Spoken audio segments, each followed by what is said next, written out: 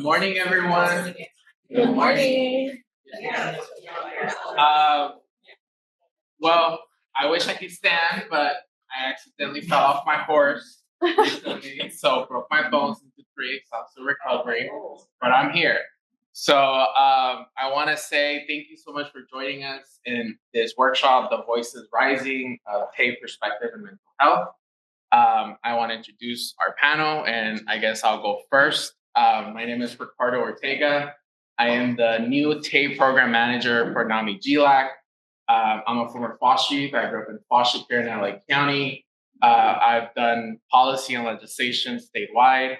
One of my first bills was AB 2347, which was removing the 7-day notices that foster youth go through. And then also creating a process for CST, for care. Sorry, one of you can maybe say it, but thank you. I know there's some providers.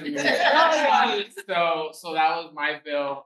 It got implemented, and now my second bill was creating a youth empowerment commission, allowing young people a seat at the table in the state government, working with the state legislature, creating informing decisions for youth across our state, from mental health to everything and anything that touches young people's life. And then recently, my new bill that was signed into law this year was AB 562, which was allowing kinship placements and increasing those numbers within the foster care system. So that's a little bit about my background. Also a former LA County Youth Commissioner, which you'll hear a little bit from another current commissioner. But very excited for you to join us and to be part of this discussion.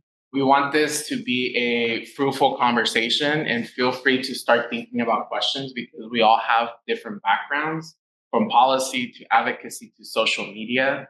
And we're all very passionate about mental health as well. So this is your time to really ask and think questions, and also making sure that we want this to be a safe space for everyone to share their stories as well. So without further ado, I'll pass it on to Elianna. All right. Hello, everyone. My name is Elianna, Peña, she, her pronouns. I am 20 years old, born and raised here in Los Angeles, California. I spent about over 13 years in the child welfare system.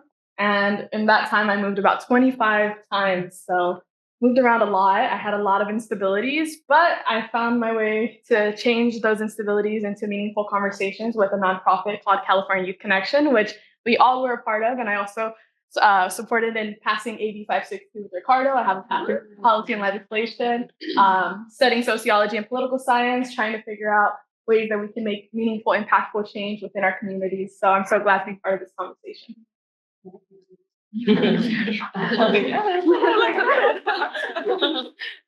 Hello, everyone. My name is Clarissa Peña. My pronouns are she, her, ella. I am currently a full-time college student, attending beautiful Cal State Long Beach. So go Beach. And yeah, I'm studying sociology and psychology. I'm hoping to get my master's after in public policy. But my background is really in child welfare and juvenile justice spaces. I myself have lived experience with foster care, and started in foster care and ended up in the juvenile justice system, but have from that point changed and have now changing policies that impact both populations. And so, fun fact, in high school, at my campus, we actually had a NAMI club. And I was vice president of the NAMI club on campus. So, yes. And I'm happy to be here with you all now. And I'm really excited that you all are in this space and wanting to come and learn and also share with us and experience this conference with us. So thank you. Well, thank you so much for our panel for joining us on this Tuesday. I guess we can go right into it. They told me this will work.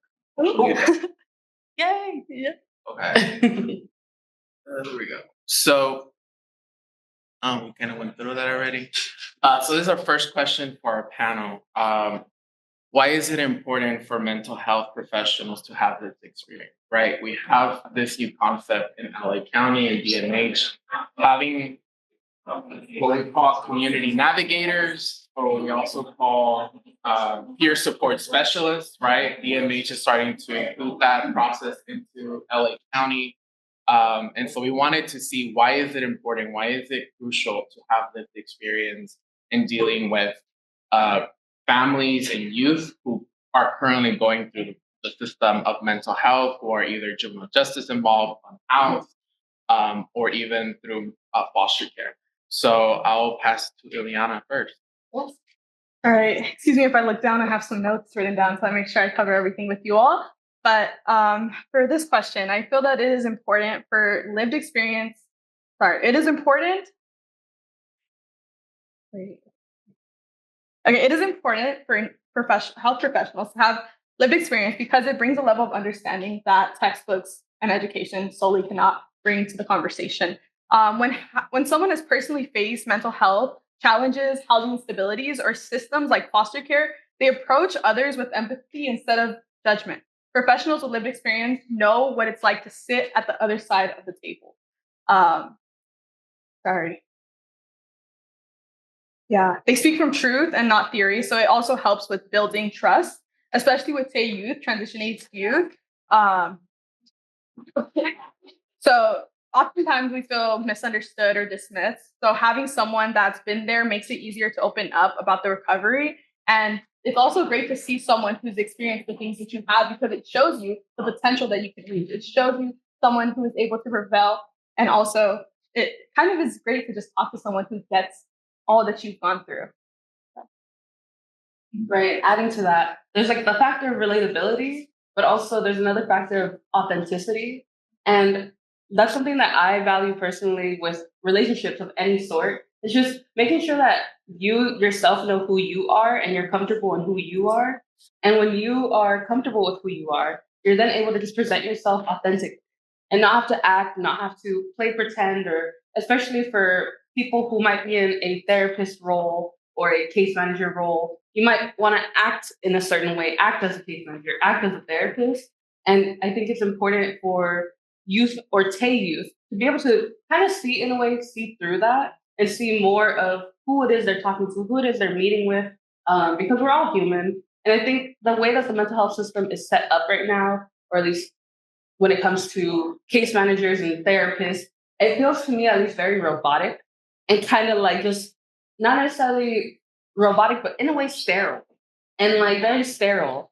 So by allowing people to become, or for allowing yourself to be authentically yourself, it allows for transparency and authenticity, which helps also build. It's important to just build relationships on truth and authenticity.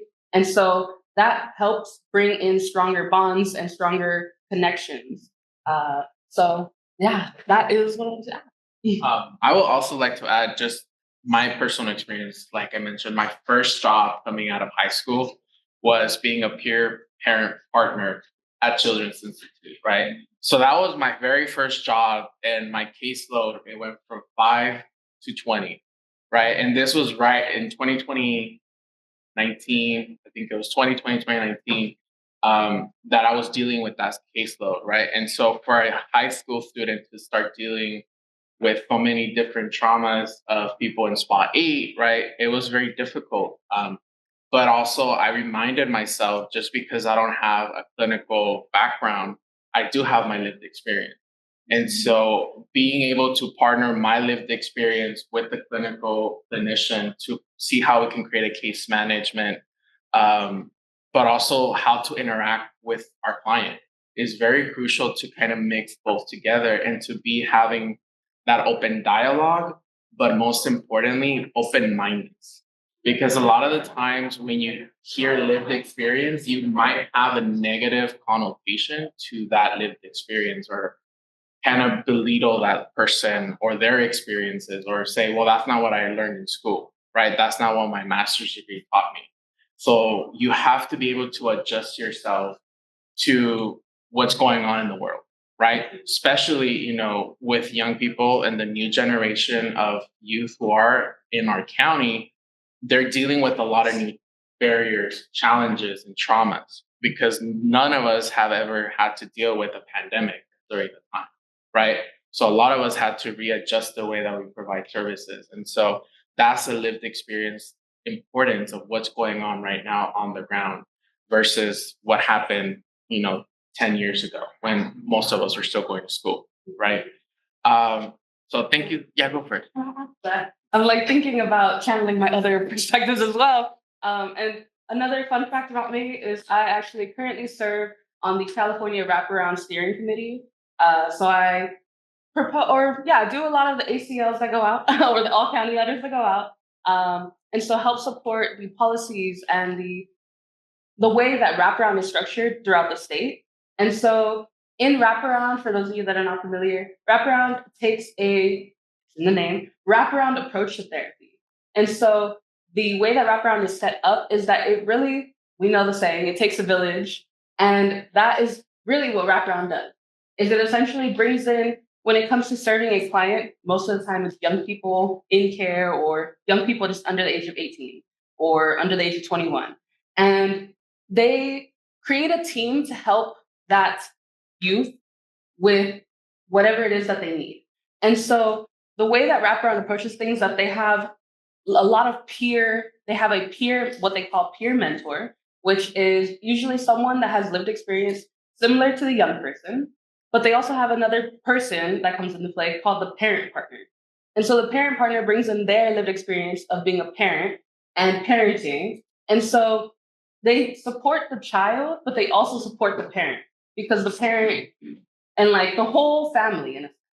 So my experience with wraparound has been, I personally received services where my parent has had problems growing up and struggled with parenting because it was their first time parenting, first time in this country as well, and just didn't really know how to navigate mental health services. So he never received mental health services. And there's also a lot of stigmas around mental health, especially in the Latino community. And so he was just like, I'm a macho man, I do not need help. But when wraparound came, they saw him and they saw his needs and understood that those stigmas that he faced were real in the Latino community. So they hooked him up with a parent partner that was able to kind of break through that layer and like connect with him and see the struggles that he as a Latino man goes through and really relate to him to get through to him when it comes to providing services, and allowed him to be more open to receiving them. And in return, I was then able to receive therapy without being judged or without being just judged. I was able to be free. I was able to receive services. And slowly but surely, my dad was able to open up, which in turn allowed me to receive services and open up to my therapist and also my peer partner or peer mentor who was able to help me as well through my mental health journey. And so it really does take a team. It really does take a village. And when people with lived experience step into the scene, it just means so much more. So, yeah. Thank you for adding that. And it kind of goes into the next question. What are the unique challenges or barriers you face or other TAY youth face in their mental health journey? Elianna? Yeah, I'll go ahead and get started. So for many TAY youth, especially those in foster care or marginalized communities, the biggest barrier is consistency and trust. So we move between placements, providers, and programs, which oftentimes makes it hard for us to have steady relationships with anyone. I shared with you all that I spent well over 13 years in the child welfare system, and in that time, I moved over 25 times, meaning that if I was in one spot and I moved to the next, that meant that those providers, those therapists, those parent partners were no longer on my team, meaning that it's a whole new level of people coming in. And because I was moving on what felt like every 3 to 6 months, it was new people entering my life, which never allowed for me to fully be able to open up with to a group of people. And also just having to relive my traumas and having to repeat it to the next group of people who came in. It was allowing me to relive it, but it was also re-traumatizing me every time I tried to seek help. So there's also the fear of being labeled and not taken seriously because of our backgrounds. So me personally, from the age of 9 years old, I was diagnosed with ADHD as well as bipolar disorder, and I was given medication. And that stigma had followed me throughout my time in foster care. I went from being a child who could stay in a regular foster home to then being put into an STRTP. Also, at that time, they used terms like level 14, level 12, level 16, which was kind of rating the severity of the child or the risk that they were. And as I was deemed one of the highest risk, second lowest. The top was considered lockdown, where youth were not allowed to even leave a facility. So I was just one under. And having that stigma never really allowed for me to re-enter back into a home, regardless of being younger than 13 years old, and seeking more of a home rather than a facility, the STRTPs. So having that label really changed my housing situation. And then lastly, like Clarissa said, access to cultural competent care is another issue. Not everyone understands what it's like to carry trauma for both family and the system. Having a father who wanted to be a great father when he tried to step up, but still not understanding that there were things that we endured as siblings in the system that we were holding on to. And it wasn't as simple as just coming back home to my dad and adjusting. It was traumas that were embedded from the time that we were in care, as well as that back and forth transition that just never allowed for, I guess, healing is the word. Excuse me. So yeah, I feel like when we reach out, we don't always feel seen or supported in a way that fits our experiences. So that's what I would say. And I heard you dropped it in there. Yes, we are siblings. Or at least me and Elianna are related, Yeah. yes. Ricardo, you're sibling. Yes. So there's another little fun fact. But yeah, I also took notes. I'm like, was like, but yeah, another issue or challenge that I think Tay youth face is really trying to attain services to mental health while going through young adult transitions. Mm-hmm. And so for me, when I left foster care at 18, it was a very turbulent time. It was really there was a lot of struggles with me trying to figure out housing and how to live. I had this idea that when I turned 18, you could pull up to an apartment and as long as you have money, they'll give it to you, right? Not at all. I was like, as long as you can afford to rent, they'll you're just like, oh, I like this house or I like this place. Take my money. It's not work like that. And so I didn't have the skills to kind of survive on my own because foster care never taught me that. And I didn't have family to teach me that either. And so when I left care, I thankfully was like, okay, you know what? This apartment life is not for me. I'm going to just go into the dorms. And I lived in the dorms. And so housing was secure.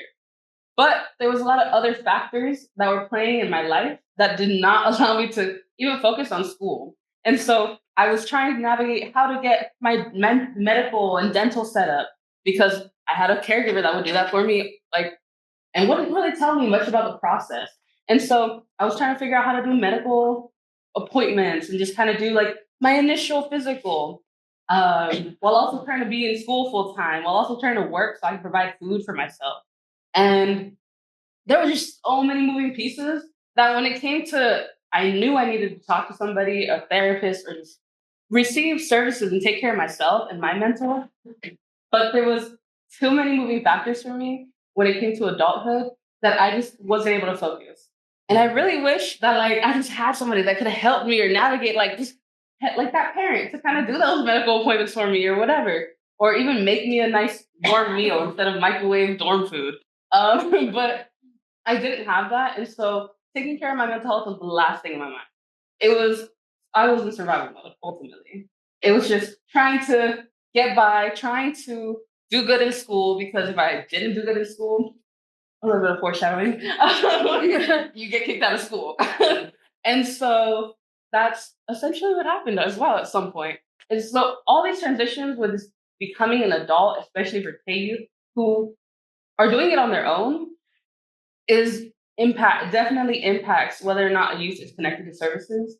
But another thing is waitlist. And waitlist to get mental health services, forget it. I'm thankfully, here in LA County, if you are in extended foster care or in foster care, you do get some sort of priority to get services, and that's great. But the second that you turn 21, you're no longer considered priority. You're no longer considered a foster youth. And so when you turn 21, that means you just get added to the wait list with everybody else. And so for youth that have trauma and have different experiences, it's important that there also be some sort of prioritization because, yeah, I have a friend that's currently on a wait list and has been on a wait list for 6 months, and they have been struggling. Like, yes, there's therapy at school, or there's therapy that, or like, I guess one-on-one counseling is what they call it. But that person that you're seeing is inconsistent, and it might be you're limited to 10 visits in a year, and it's not very helpful in the long term. And if anything, like Elianna said, it's detrimental to the connection because you have to repeat yourself and tell your experience and tell your story to someone new every single time. And so you kind of just give up and you're like, man, I'm just gonna put up with it and like tough it out. And it shouldn't be like that. So I have a question. Okay. This topic is all about post foster care for the youth group with it. Because I was in the psychiatric unit, dealt with 100 patients that are younger on medication. So I want to know, it's funded by the government or is it a nonprofit organization? What's the question? Because, okay, I used to work at USC. I worked in a nursing facility. Mhm. So I dealt with 100 patients on foster care. So we take patients, that was 15 years ago. So we take patients. I'm the one who's prescribing medication. Oh, I know. Okay. Yeah. So these are post foster children. I've never heard of this.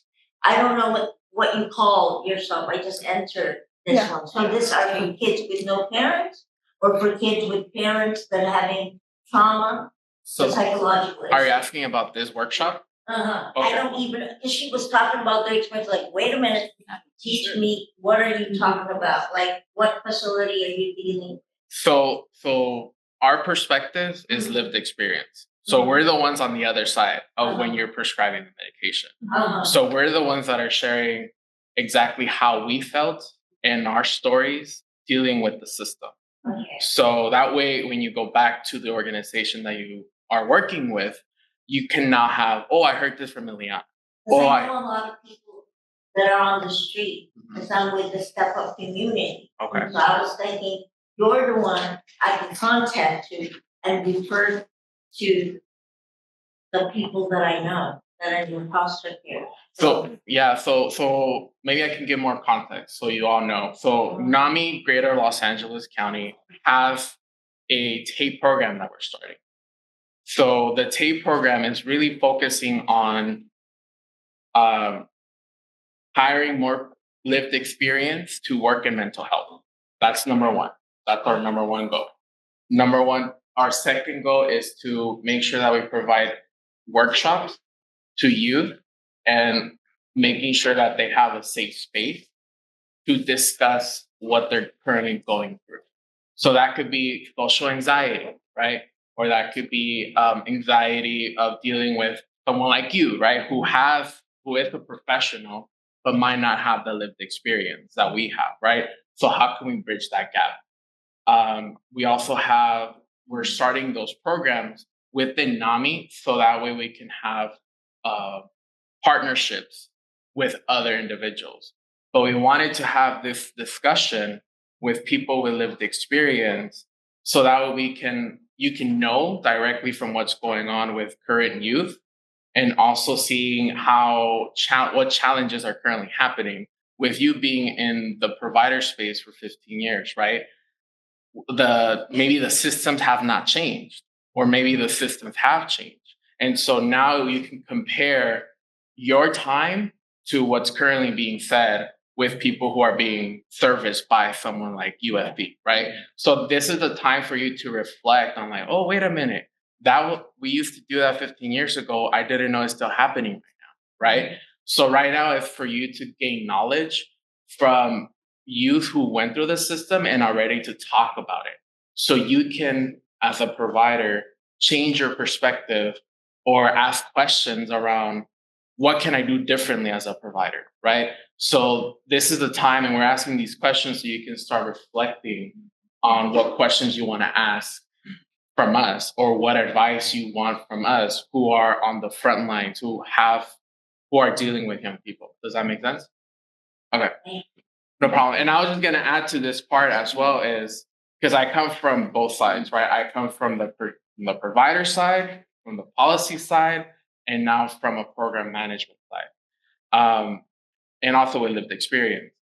I have 2 younger siblings who are still in the foster care system, who are still going through that, right? And so one of them, he is dealing with that transition period, that adulthood, because he just turned 21. Remember, the magic number is 21, right? So now he doesn't have the financial support that the system provides. So now he has to figure out how to survive, how to go to CSUN and become a psychologist, and how to address his own mental health of adulthood. Because he has never had that. No one has ever taught him how to do that, right? So now that's a struggle within mental health that hopefully, in a perfect system, they could have prepared him for that, right? And he could have had that support system around him. But the other part is, one of the things I keep hearing is stability in the system is very difficult, right? Because I was in SPA 6, and then I moved to Lancaster, which is SPA 1. And then my little sister moved to La Puente, which is like a whole different SPA, right? And my brother was in Compton. So now we're talking about different SPAs, inconsistency of resources that are happening. And the other part is, I'm gonna be honest, right? I'm not gonna feel comfortable talking to someone who does not look like me. I'm just gonna be honest, right? Because as a Latino man, I have very different struggles than my counterparts who are Latina women, right? So those cultural barriers are very difficult to bridge. And so it's very important to see how we can, as a team, as providers, extend your open-mindedness to people with different experiences and different cultural backgrounds.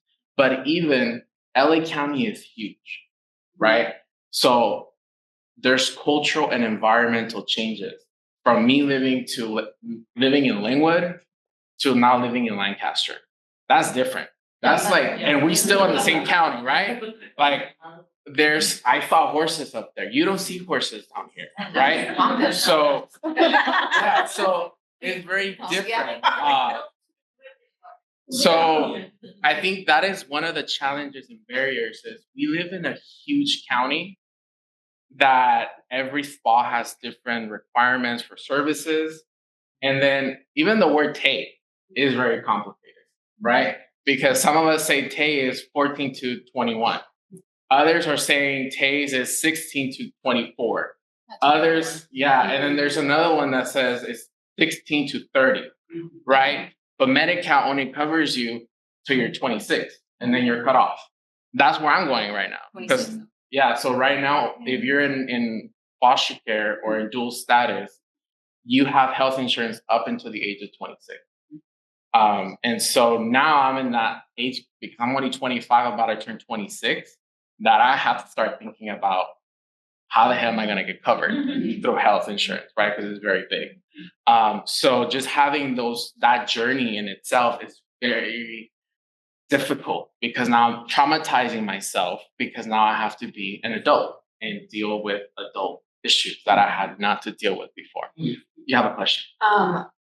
I've been dealing with this for the last 15 years, working with DCFS and foster care. And I find that helping my teens access their legal documents is like the biggest hurdle. And because I'm a clinician, I don't have the ability, like I could tell them how to do it, but for them to access it is like the biggest issue. Is there anything or any laws I'm not aware of where I can educate my teens of, hey, this, I'm allowed to get my own information for this. Do you have any suggestions on that? Is it LA County that you provide services? Yes. Okay. So, fun fact, I used to work at a children's law center. So every youth who is in foster care has an attorney, right? So LA County has over 30,000 foster youth. We are the number 1 in the whole state. I know, yeah, the number 1 county. So that's one thing. So Children's Law Center has something similar to what DMH has, but they call it the peer advocate. So the peer advocate is someone with lived experience who goes with the attorney through the process and is there to support the young person during that transition period of 16 to adulthood, right? So that person helps them get their birth certificate, gets their legal documents, the dependency letter, all of that, they can get it for that young person who is in foster care or dual status, which is like a very interesting system in itself. Okay. Yeah. What is your unaccompanied? Same thing. If they're in foster care, there's a specific unit within the law firm that has that specific focus. If you're dealing with CSEC, they have a specific unit as well, and they have a clinician that focuses on how to deal with CSEC or how to deal with expected parent, young parents. So they have a unit in there too. Okay. So they have specialties in different areas as well. I know you had a question. Yes. First, I would like to applaud your resilience. I am former foster youth myself. What happened with me was basketball. I hated basketball, but I was really good at it. So I was able to go to college because of that. Hey. But my question is, what was it for you that kept you, on a straight line? Because I can imagine how hard it was to go the other way and how easy it would have been people in your neighborhood that you could just, easily go and do the wrong thing. Basketball helped me stay in a straight line. What was it that helped you stay in that straight line? Because I know it was, abandonment, no one there, no family, no money. Even as a child, it's really, really difficult. So what was it for you that kept you in a straight line? Yeah. And it's funny that you say basketball was a thing for you. Yeah. Because for me, marching band literally kept me in a straight line. I joined marching band in middle school. And I played, saxophone. So marching band really kept me kind of on literally a straight line.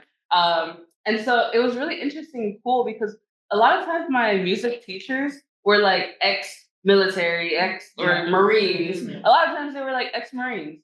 And that was really interesting because the way they ran their classroom was pretty cut.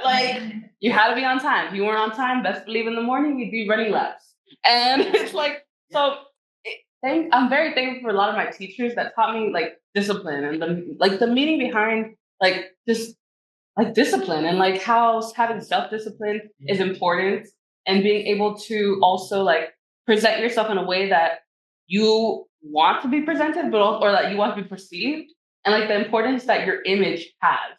And so ditching school is part of your image, and being late to things is a part of your image. It might not be your physical image, but it's it is your image. It is your physical image. And so, your reputation. And so through marching band, I was able to learn my image is not just making sure my uniform is steamed and I got no creases, but it's also showing up to places on time and showing up for myself and being able to make sure that I myself am good so that the rest of my team can function. And to me, team goes deeper. Team to me is myself. I am my own team. All of my body is its own team. My hands help help me eat, and my mouth helps me digest food so that I as a team can function. And so marching band really helped me figure out that if one part I'm only as good as my weakest part, member of my team.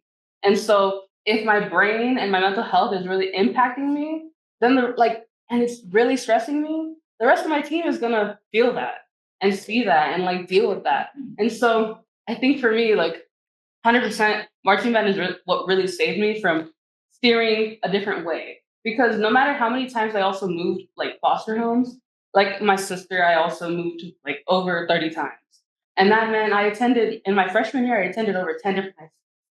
But the one thing that was consistent at every school was their music program and was marching band. And no matter what, I knew that I can always, if I had no friends at all, I knew I could just show up to the band room and eat lunch with people or be able to socialize with people that we had similarities. And it's like, what instrument do you play? And it's like sax. And it's like, okay, cool, you gotta hang out with us. Like, and so it was really like awesome to just have that consistency and have that friend group. Because yeah, that like having to stay at school, long hours to practice, kept me from going and being on the streets and indulging in things that I wanted to, but didn't have the time to. So yeah, that really helped me. Yeah. To answer your question, for me, it was my father for 16 years. He was someone who came to this country as an immigrant at 2 years old. He was system involved around 18 years old, so fairly young. He had us pretty young as well, and we ended up in the foster care system.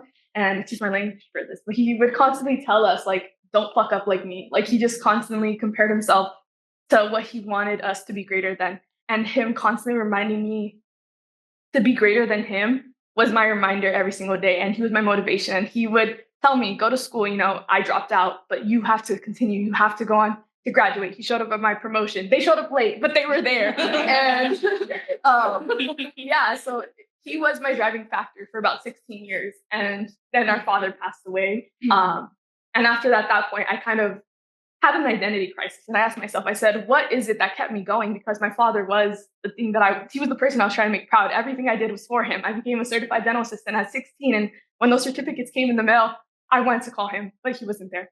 And it made me really ask myself, what is everything that I do? What is it for? Who is it for? And for years, I didn't know. And I think once I turned 17 and I moved in with my sister, I started to find a certain sense of identity with the nonprofit that she was working with, California Youth Connection, the one that we passed AB 562 with. And it gave me a sense of community. It allowed me to start to talk to people who experience other things. And it allowed me to find a purpose. And it was to use the experiences that I had, all those traumas that I experienced for years, to transform that into meaningful, impactful change for other system-impacted youth. And it allowed me to find out that dentistry wasn't for me, but rather sociology and political science, because that's where I could make the most impact within my community. And now every single day I wake up and I ask myself, what committee can I watch? What person can inspire me today? And now it's just looking at the community around me and knowing that I can do something to change it for the better. That keeps me motivated every single day. Yeah. Too. Yeah. Honestly, for me I love politics. Like, ever since I was 9 years old, I knew that I wanted to put politics into public service. My dream was to be Secretary of State. At that time, it was Hillary Clinton. And then my second one was to be a Supreme Court justice. So I was like, that was my thing. I was like, I want to go there. And then I kind of went through it. When I was 16, that's when I kind of got more politically engaged in my community.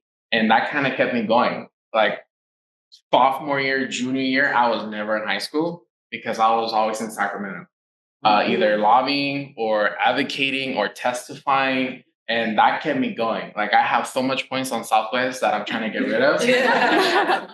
Right? And so that kept me going. But honestly, my experience with foster care was different than my brothers and sisters in that community, because I still somehow, some way, still kept connected with my family, my biological family. And it even got to a point where the biggest trigger in my life was my mom.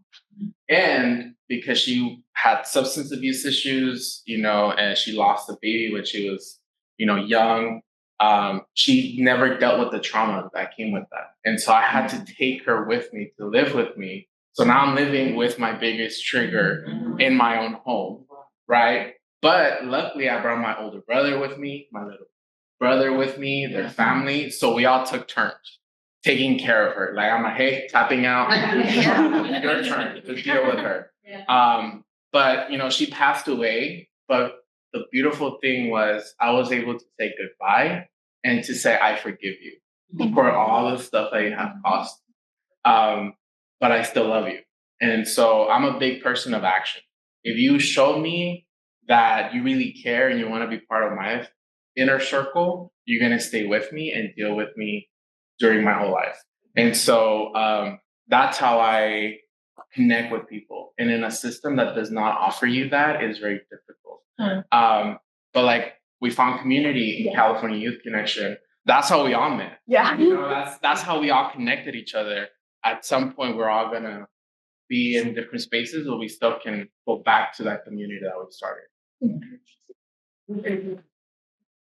Another question, but I guess we can go to the next one. How do you deal with your mental health once you find stability? So now we went through this system, inconsistency, instability, but now we're here, right? And so now you're hearing from us, telling you all what our experiences was, but you see us a little bit more stable than when we first started in the system. So yeah, now that I'm done with the being kicked out of school and dorms and all this, I finally settled down in a beautiful apartment with my sister as well. And they were roommates. But yes, we were roommates. And so now I'm definitely more stable. I am so close to finishing my degree. And so yes, that's awesome. And yeah, now that I'm more stable, I have ongoing therapy. And so I'm able to talk to a therapist, whereas before I was kind of trying to figure out what my schedule was kind of every day. And if there was a gig, I'd have to pick it up to make some money. But now I have a consistent schedule and I'm like, hey, we're going to meet every Monday at 1:00. And that's what works for me. And so now I'm finally able to heal and sit down and just be in the moment and process my past and process what I've gone through and why things are the way they are. And so now that I'm more stable, yes, I have consistent therapy. But I also am able to practice self-care. And that's something that I really was not able to do before. And now I'm learning to do. And I'm learning what works for me. And so what works for me is taking a nice warm shower and also catering to my plants. I love plants and taking care of plants. And so catering to my plants is something that brings me joy and just allows me to in a sense touch grass. So yeah, catering to my plants, but also I have 2 awesome cats at home that's also helped me ground myself and recenter and just re-exist in a sense. And so yeah, and I also love music. I mean, who doesn't? But writing music, I know yes, love music. Music is still in my heart. And so writing music, listening to music, learning new music, love it. And that's really now that I'm stable, I have all of that, which I didn't have before. And it brings me so much joy. And so I know at the end of every day when I have not the best day, I can go home and have an awesome rest of my day. And so not have to worry about putting food on the table, not have to worry about where I'm gonna put my head at night. And it's a really awesome feeling. Yeah. For me, I think it's about maintaining routine. I found that when I keep things consistent in my life, I do well, and I practice that through journaling. So allowing myself to reflect on what I do on a daily basis, so that next day I can do it again. I really have a love for sunny side up eggs in the morning. That is my bread and butter. So I can eat sunny side up eggs for months at a time, just every single day. I love the same thing, the same routine. It sticks and it works well for me. Another thing I do is practicing exercising. I have ADHD. I was diagnosed really young, and I find that when I'm running or playing soccer, that those are the 2 times where I feel most at ease. My mind isn't wandering, trying to figure out all these different thoughts. It's just calm, quiet. I'm running and I'm in the moment. And then also just staying active in my community. I feel like when I find myself isolating or burning out, I find that I start to, what's the word? I start to struggle a little bit. I start to find myself wanting to isolate a little bit more. But when I have opportunities, when my sister comes in my room and says, Children Institute's holding an event for vision board making, do you want to come out? And I'm like, yeah, I do want to go out, because it's other foster youth, other people in my community who are similar to me. And every single time I go into the community, it doesn't feel like a chore. I don't have to pretend to be someone. They accept me for who I am. And I think that's the beauty of communities. You're always welcome as who you are. So yeah, I just want to really emphasize that stability doesn't mean that you're cured. It just means that you've learned how to recognize what throws you off balance and how to bring yourself back. So I feel like giving back, mentoring, and sharing my story helps me stay connected, but it also reminds me of how far I've come. And I just want to leave you all with this last sentence, but healing becomes a lifestyle, not a destination. All right? Healing becomes a lifestyle, not a destination. I think for me is more about just having the opportunity to share my story so that it can impact someone else, right? But also I'm still providing services in a way, and that kind of helps me find stability of sharing my own personal experiences, my own barriers to my little brother or to my little sister, or like saying, hey, make sure that you reach out to your independent living program person because you could go to New York. She loves going to New York and she wants to go to Juilliard's. So I'm like, go and explore, go and see that. They can pay for that. I'll guide you through that process of how to get that money from the department or the system.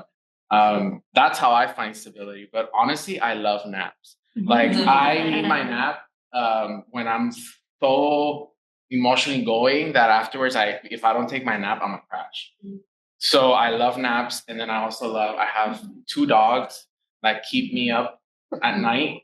So having those relationships with them, and then my nieces got 2 cats now. So trying to figure out that balance of if I'm a cat person or not. But I love spending time with family, right? That's my thing. That's what keeps me grounded is family and community. So thank you. And I think the last question for us is, what advice would you give to allies, families, peers, providers in supporting the Tay youth population?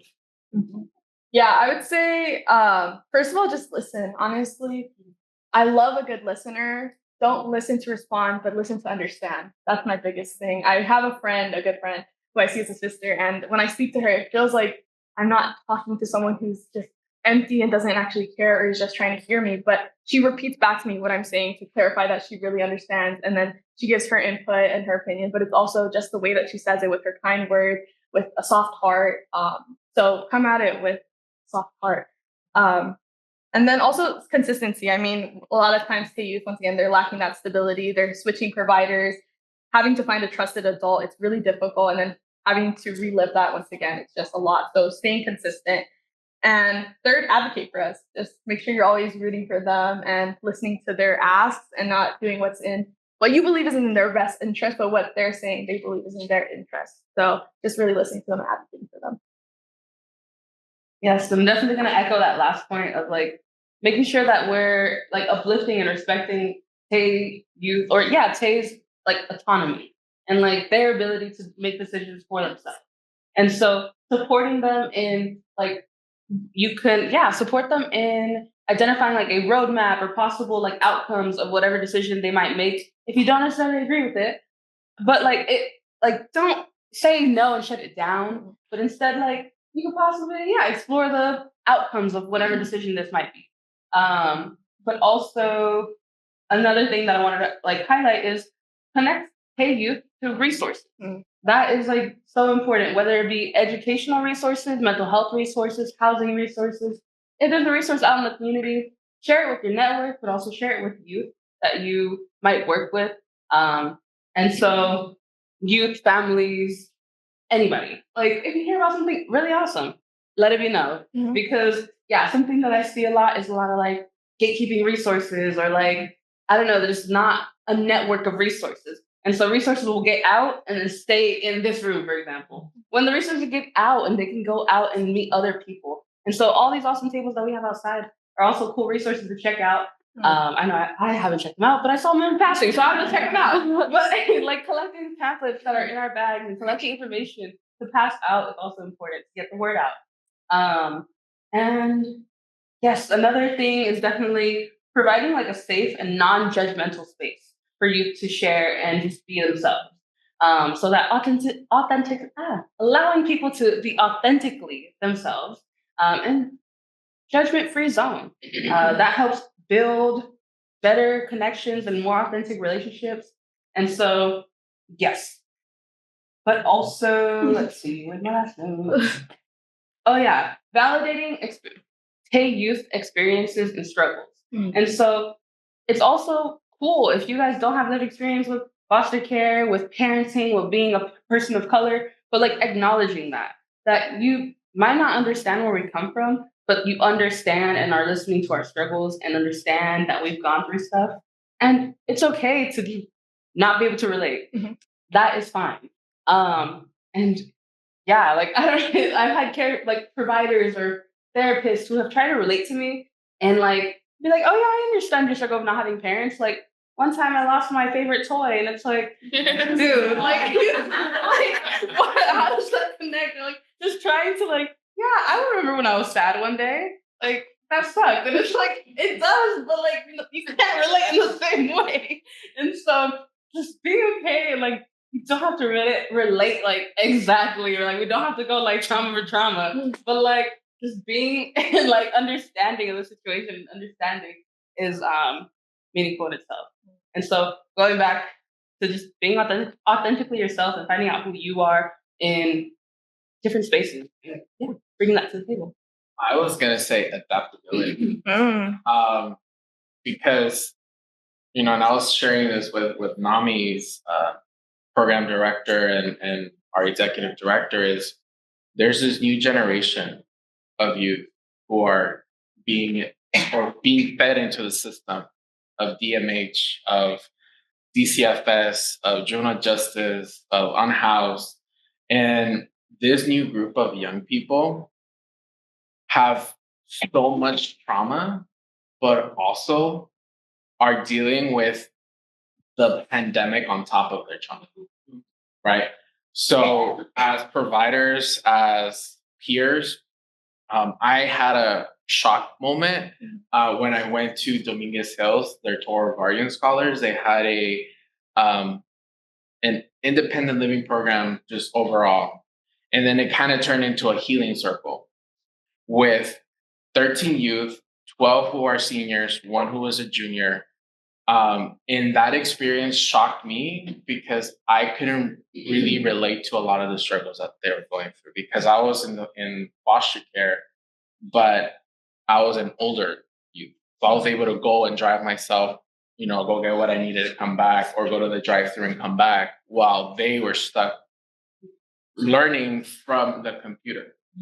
So they had so much other traumas or ways to deal with that current environment that the providers didn't really address it. That was a gap in services. That was a gap in people advocating for them.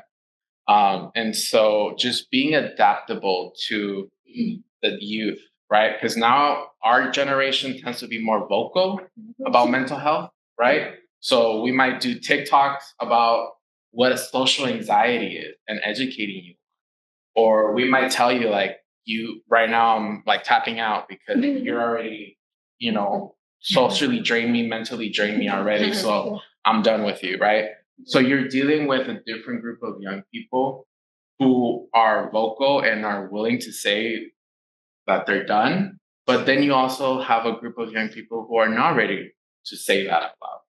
So is how as you as adults and more mature people, professionals, can identify when that young person's done, right? And so that's the struggle that we all have to go through, living in the system in this new generation of today. But this is just some advice that I will say is really look at their body language will be number one. And just seeing if they're just shaking their head or not even interacting with you, then acknowledge that, just acknowledging that I see you, I hear that you're done with me. Why don't we take a 5-minute break, right? Like for me, when I like to present and I'm gonna do a long conversation, I usually ask everyone to stand up and sit down, right? Because you want to stretch, because you already reached your capacity of how much you can absorb. And so it's very important for you to also implement that with young people because we cannot be standing. Our expansion pan is like done after 30 seconds or less than a minute, right? But I think this last part is just more on an activity, but we only have 5 minutes. But you kind of already started doing it, which was really reflecting on where do you fall under the umbrella of services? Are you a service provider? Are you someone with lived experience? Are you a young person who really wants to, share with us if we have anything that we have inspired you to do, or if you had a magic wand to fix or change the mental health system, what would that be, right? So this is, I guess, a prompt question for you all to answer this. I'm so sorry. I just had a question Yeah. before we move to this. I know that you all talked about, providing resources to transitional aged youth, but then I also heard you talking about the difficulties sometimes in navigating some of those resources. So my question is how, I know it's like, meet everyone where they are and things like that, but I guess if you could provide maybe a general statement, if you could, about how we can support, navigating those resources. Is it more like, here, let me walk you through how to figure this out? Like say we're trying to work on a college application, or is it like, here you go, I want you to be autonomous and support that. So I guess I'm just kind of asking, like, which way should we err? Should we go like, oh, let me help you navigate this resource, or should I be like, okay, I'm going to give this to you and you tell me if you need my help? Yeah, that's a great question. I think I could answer it with maybe an example.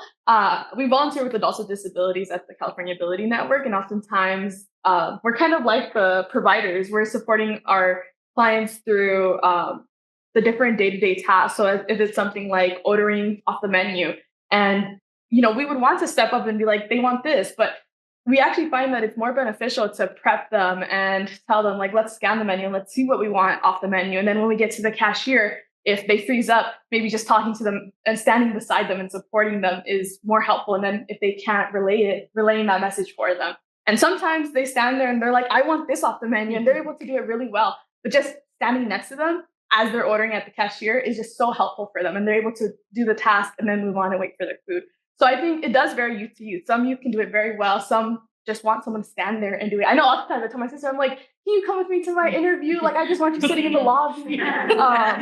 And I think it is varying person to person. But yeah, I think just showing up is just always a great answer. Love it. Thank you. Yeah. Any other? Oh, I suppose I'm responding to the first topic there. Again, three of you, I'm totally humbled. As a parent, and in fact, I'm tearing up. Sorry, outstanding. Three of you coming out of this such a extraordinary path and standing up for yourselves and for the community. It is extraordinary, and thank you very much. Thank you. And I suppose, I learned so much from this. I suppose, you have to take this platform to any place, such as, higher ed institutions such as Long Beach and else. Maybe you're already doing that. And just within this 45 minutes, how much I have learned and how much you have contributed to, our awareness. And I am from San Diego County. My question to you is, generally, is the system the same? Can we assume, generally speaking, across California? If not, for example, in San Diego County, of course, starting tomorrow morning, I'm going to explore what is the TAY Youth Framework in San Diego, and I will do what I can. Thank you. And that's a small thing that we can all do, I suppose. And please let your voices be heard. Yeah, thank you. I think to answer the question you had, across the state, the ages are the same. So foster parents are 21. Some services might vary depending on funding on the county. So it just depends on the funding streams. But the legal framework and what is TAY Youth, the definition and the framework would be more or less. Is there no more extended care to 25? No. That's 21. Sorry, you had a question. Yeah, just a clarification question. Is the TAPE program specific to only foster youth or any child involved with DCSF? So for NAMI's program, is any youth who is 18 to 30, right? So the reason why we chose this topic is because a lot of the TAY youth tend to be underserved, right? In the county, and so just allowing just youth in general to just learn about it, but also to see how we can collaborate if you do not belong to the system. But for NAMI specific programs, it's 18 to as long as you meet that criteria, you can be part of the services. Yes. I do have a question, but I want to acknowledge that. I think can I ask it? We're out of Go for it. time. Yeah, go for it. Okay. I have a question and I've been like, Okay, so I have two questions, but for the interest of time, I'll just ask one. So our systems involve youth, youth, whether it's juvenile justice or foster care system in LA County, do they get access to free mental health services if you fall under that umbrella? Yes, as long You as, get access? as long as you're under 26. Yes. Okay. And 26 because you're insured with Medi-Cal until then. And then it ends. Yeah. 20, okay. Yeah. I don't have any questions. I do have an expression. So I used to work for DCFS myself, about 7. I actually worked a mile away from my office, grew up in the spa. I was part of the community. A lot of my colleagues were in foster care, my best friends were. So when I was servicing some of my foster youth, I was like, trust me, don't go to that office. Oh, I remember that teacher. Yeah, she's like that, you know? So it's good to see, and it's really nice to see who I walked away because of a lot of the reasons you guys are pointing out. I'm really happy you guys are changing policy because sometimes you can't remain. There's a whole other side on over there, and I'm not going to go on that. But you know, like there's a whole other side over there. There's certain demand, and it requires change of policy. Yeah. So I'm happy that you guys are stepping up, reflecting, and saying, I am a product of what you guys are putting out there, and we're still trying, we're still persevering because we're going to advocate for our population. Yep. So thank you so much. Yes, thank you.